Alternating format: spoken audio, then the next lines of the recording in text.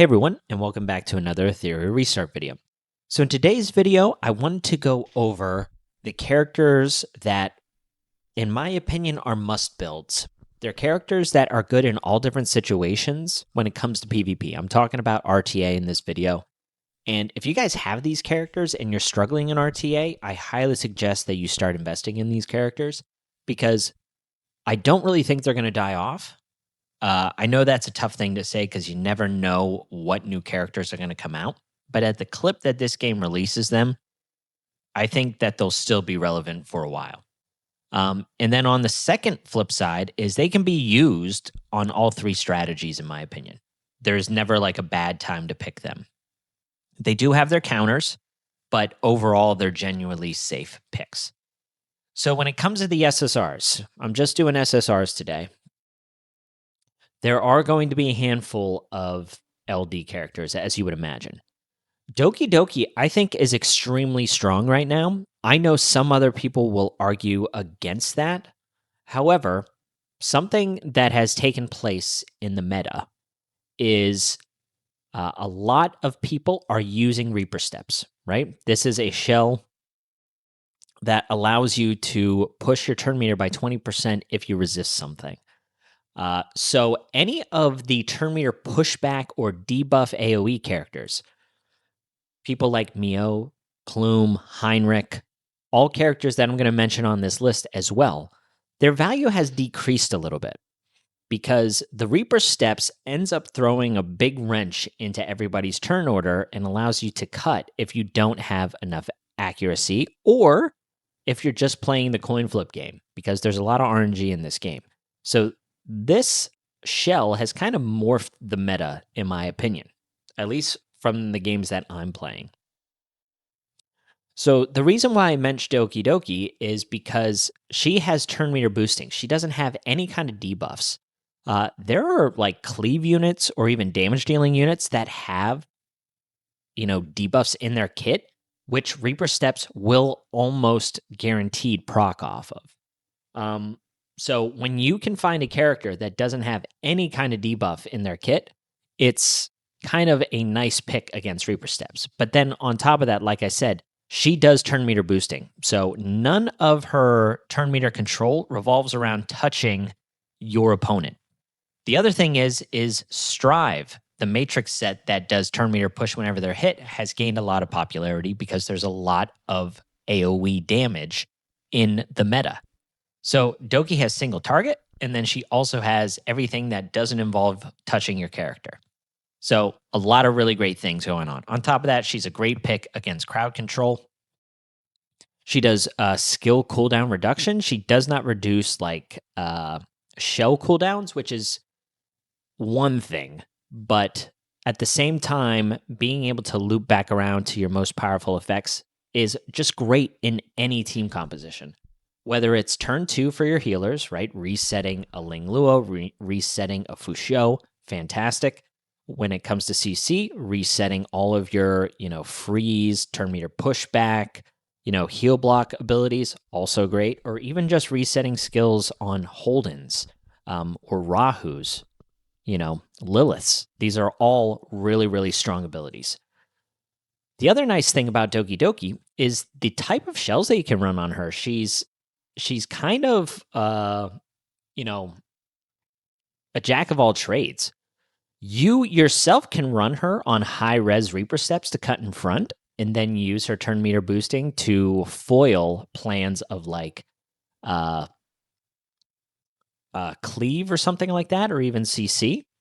And it's kind of game over at that point. She also has the option to run Alicorn. I think Alicorn is one of her most frustrating shells to go up against because one of the clear counters to Doki is using Heinrich and using block.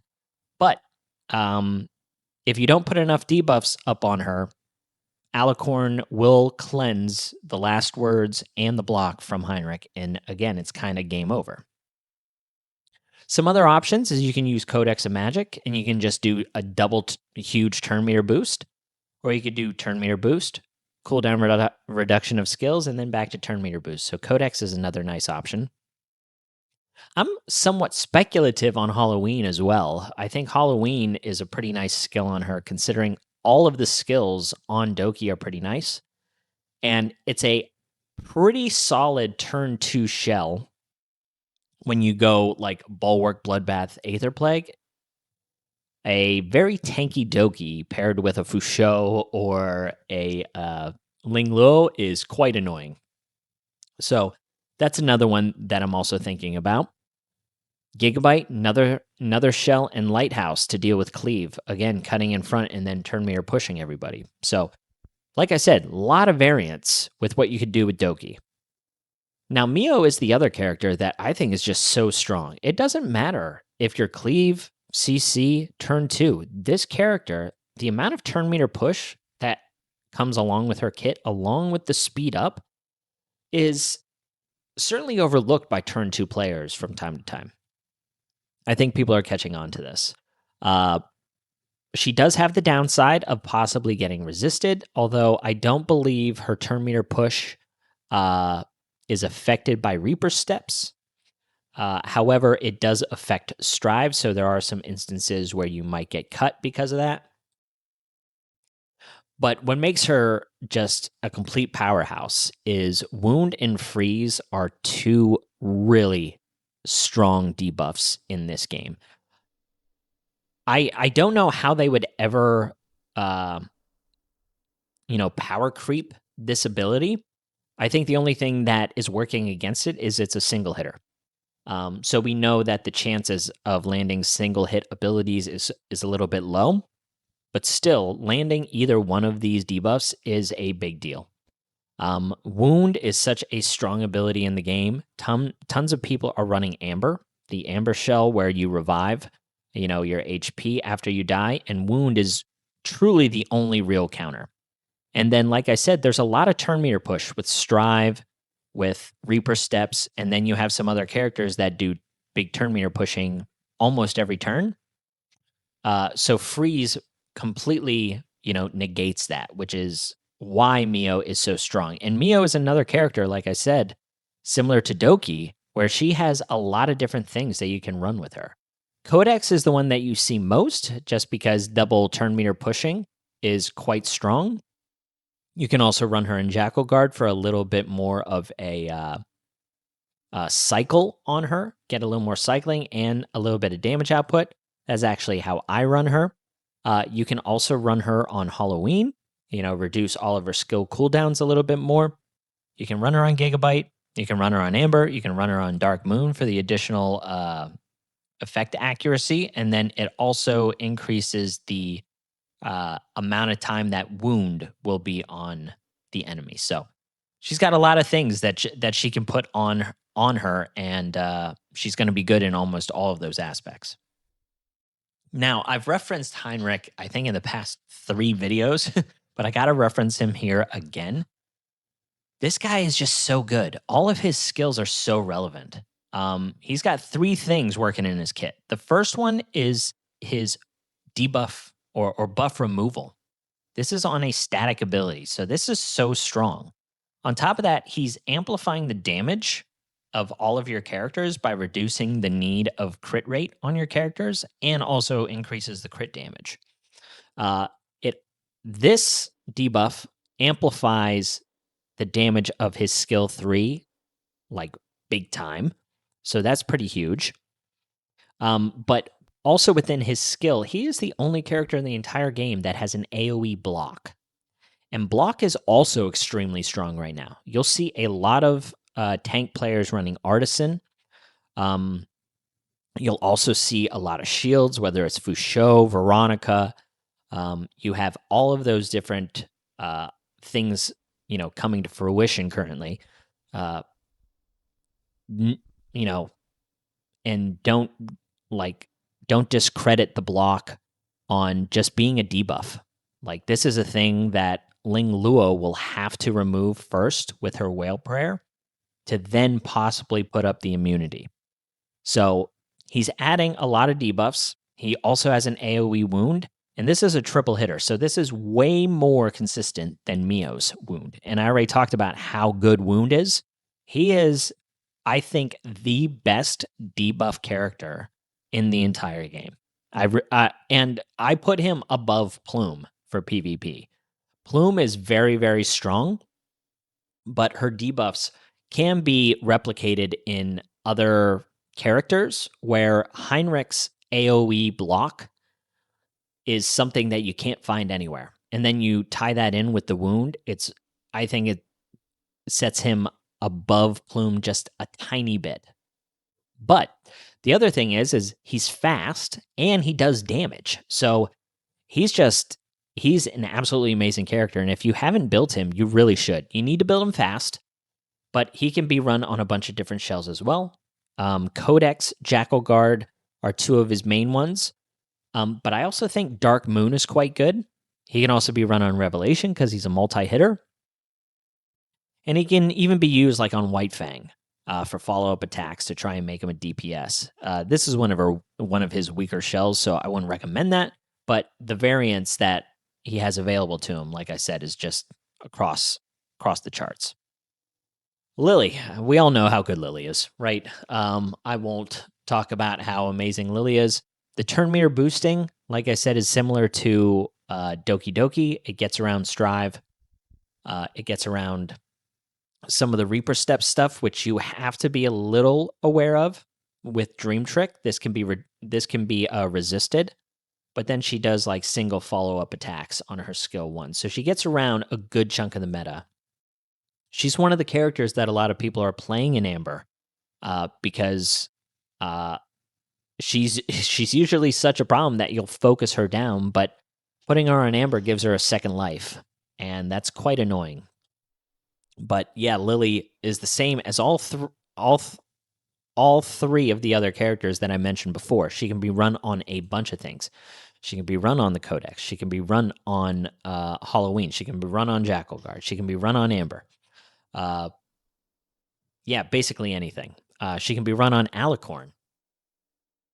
You can get creative with all of these characters, and that's kind of the point. And of course, all of these characters can be run in any of the strategies that I mentioned. Next is Plume. Not much to say about her. The amount of damage reduction that she does is kind of nuts. She can also be run on Revelation, which is a bit frustrating. She can also be run on Dark Moon to do a little bit more extra damage. The reason why Dark Moon's kind of good on all of these characters is because the Tiger Yin shell is quite prevalent on some damage dealers. And if you use Dark Moon, you're focusing down like a particular threat. So even if they're in Bloodbath, there's a possibility that if your DPS then ends up going, the Tiger Yin is going to weaken them even more, put up the 50% damage dealt debuff, and then you're going to be able to one-shot. So Dark Moon's really good in that instance, and on top of that, it gives you 50% effect accuracy. And like I already mentioned, Reaper Steps with high effect resistance is really prevalent in the meta, so this is kind of making a comeback. So that's pretty cool. So yeah, Plume, absolutely fantastic. So those 5 LDs, I think, are just cream of the crop, right? Like, if you have them, you should build them.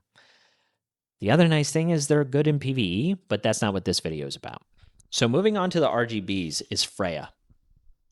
I can't say enough about Freyja, guys. She's that good. She supports turn 2. She supports CC. I use her a lot for my CC comps. And she also helps cleave. The turn meter push up, turn meter push back. You have the Dreamweave to help deal with CC or any of the debuffs that are running around in the meta, along with the defense up to amplify damage for your bruisers like Rahu or Holden. And then on her static passive is the turn meter push that supports all of your debuffers or buffers. So a lot of people think that this just pertains to her kit, but no.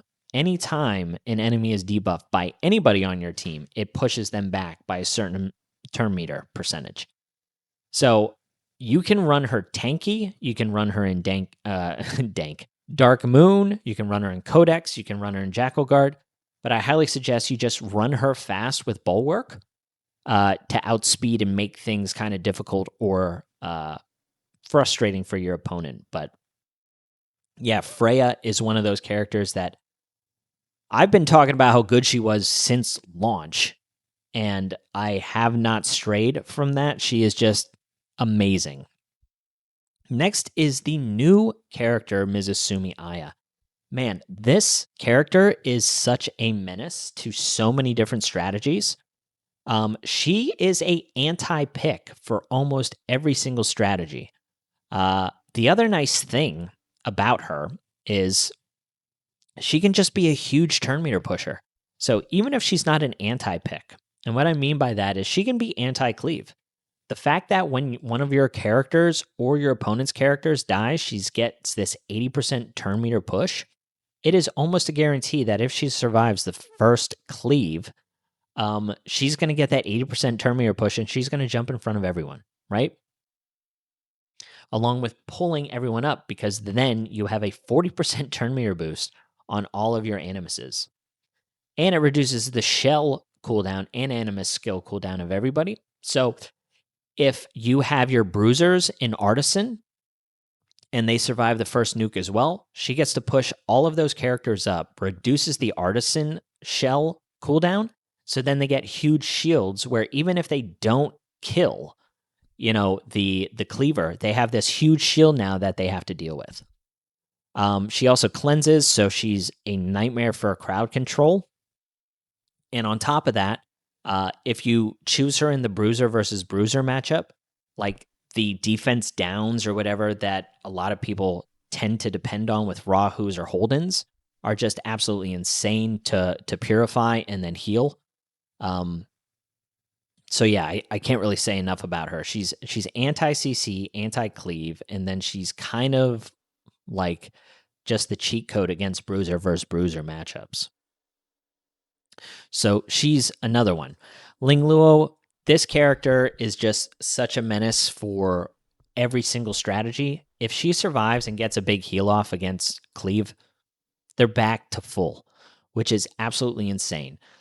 If she ends up cleansing, any of those debuffs that block immunity or heal block, and then gets off the second heal with her skill 3, if she puts up the immunity, it's game over for CC. If she ends up removing some of the, necessary defense down debuffs on your Holdens or Rahus, it's almost likely game for the mirror as well. And even if you're CC, you can run her. A lot of times CC ends up losing because of some unlucky counterattacks or because your opponent picked Ling Luo. So if you can counterpick, that's still a viable strategy. Next, Tiamat. Man, I hate this character. I do. Even if you don't play turn 2 and you don't play any healers, you can literally just run Tiamat in Amber.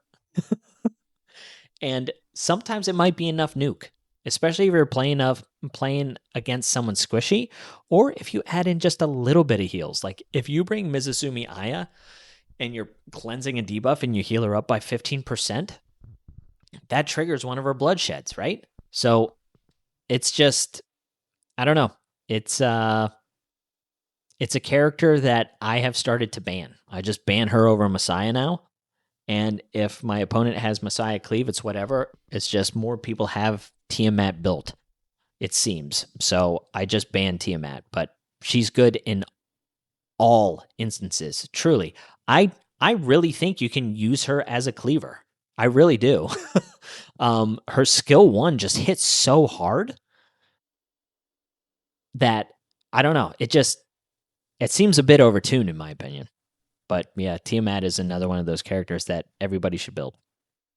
And then Tsukiyomi is one that I think comes out of left field because most people might not think that she's a good turn 2 player, but she is. I know most of the tanks in the game tend to be defense related, but even putting attack up on a Ling Luo or your Fusho, just little bits of damage matter. And the fact that she boosts her own turn meter along with the 100%, whoever you want to throw to the top of the turn order.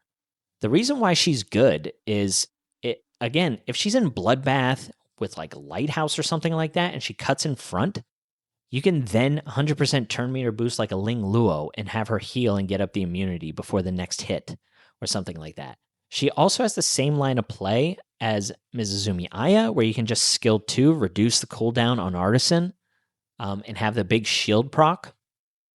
It also comes along with silence, and it is AoE, so you do have to be a little cognizant of like Reaper steps and Strive, but it is something that, since the turn meter boost is 100%, like you're guaranteed to go next, I don't know.